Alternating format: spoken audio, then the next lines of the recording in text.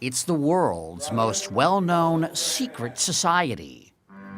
Rich with symbols and ritual, it's a source of legends, parodies. Who controls the British crown? Who keeps the metric system down? We do. We do. And conspiracy theories. Because so much organized crime uses the Masonic secret system and the good old boy network to be able to get away with murder. And I mean murder. Welcome to the world of Freemasonry. True or false, the Masons are a secret society? No, that's false. UCLA history professor Margaret Jacob is one of the world's leading experts on Freemasonry. True or false, Freemasonry is a religion? No, it's false. True or false, Masons were behind the American Revolution? False. False, false. Okay, but what about on the dollar bill? The eye and the pyramid? Yeah. I mean, that's Masonic, right? No, everybody says Masonic. In fact, it's a commonplace in the 18th century, that particular set of symbols. True. Freemasons laid the cornerstone of America. Well, at least some of its most iconic structures. So what is Freemasonry? Simply put, it's the world's oldest and largest fraternity. Its membership a who's who of world history.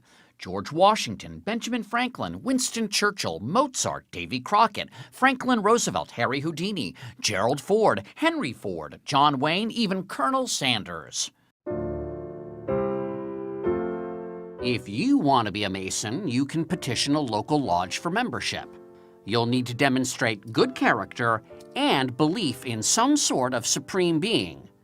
Oh, and in almost all lodges, it's men only. Next, you're up for a vote, says New York State Grand Master James Sullivan. The lodge votes to accept you, and then you have the 3 degrees that you go through.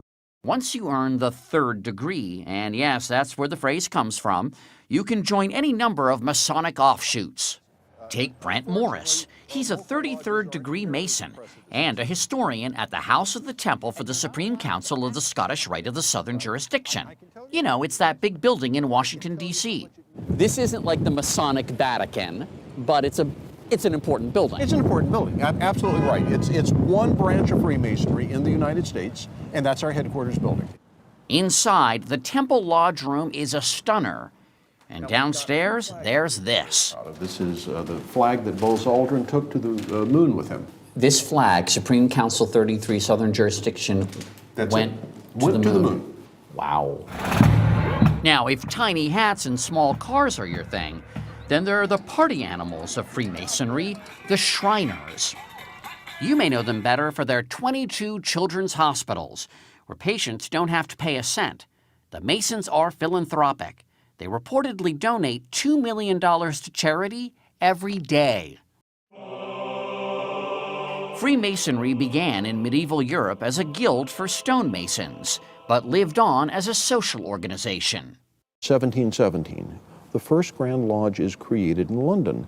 And now there are many men in these lodges that are not associated with the trade organization. They're gentlemen masons. They're not stonecutters. They're not stonecutters. And so something has happened. A modern fraternity has been created. It wasn't long afterward that the conspiracy theories began.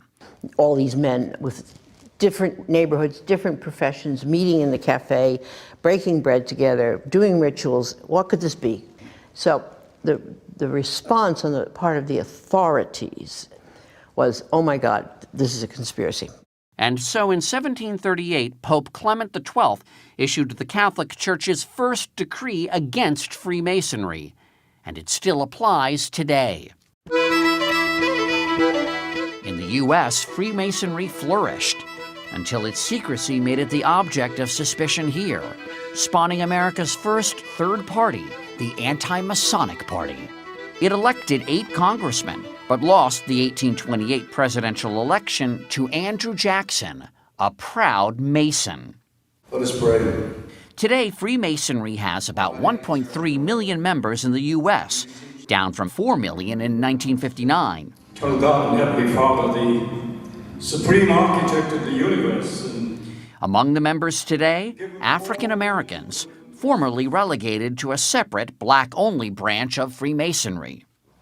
And then there are members like those in Colonial Lodge number 1821 of Washington, D.C. Most of them are in their 20s, and some attracted to Freemasonry by Dan Brown novels and movies like National Treasure. And they formed a new brotherhood called the Freemasons in honor of the builders of the Great Temple. Who here was sort of drawn by the mystery? I mean, I'll confess part of it. I think it's all. Yeah. I think all it's a combination of history, tradition, and mystery as well. You know there's ritual, but you don't know what it is. Exactly. And that, how can you not be? That's alluring. Yeah. I mean, that's the reason people join Freemasonry and not the Rotarians. So what about those secrets? What would happen if I found out the secret handshake and I weren't a Mason? Nothing. You wouldn't have to kill me? We might take you out and buy you a beer. The secrets of a Mason represent my integrity as a man. I took a promise that I would not tell you what the secrets of a Mason are. I didn't take a promise that I would care if you know what they are. Also a big secret? The meetings. No non-Masons or cameras are allowed, but St. John's Lodge number 1 of New York City agreed to give us a glimpse of one. For meetings, Masons dress up in their Sunday best and, just like the original stonecutters, wear aprons. At the center of any lodge room is an altar. And all the activities of the lodge take place about the altar. Piers Vaughn is the lodge master. Would people talk about religion here in a meeting? Absolutely not. There are certain subjects which are prevented from discussing within the lodge, and religion is one, politics is another.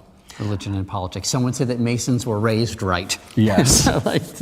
And then there are the ceremonies. Each one teaches a moral lesson related to the legend of one Hiram Abiff, the architect of King Solomon's Temple. They can be a little unusual, as pointed out in this recruitment video.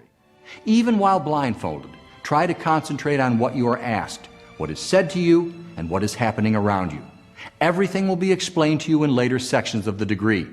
When a candidate comes in through the door, he's blindfolded because symbolically he's in a state of darkness, because Masonry is all about moving from darkness into Masonic light. That it's about being unenlightened and then enlightened? That's right. As for what happens after that, well, that's a secret. But for members, Freemasonry is about something much simpler. I have met a group of men that I enjoy being with. These are people that I go out to dinner with, we socialize together. They're guys I like to hang with. They're my friends.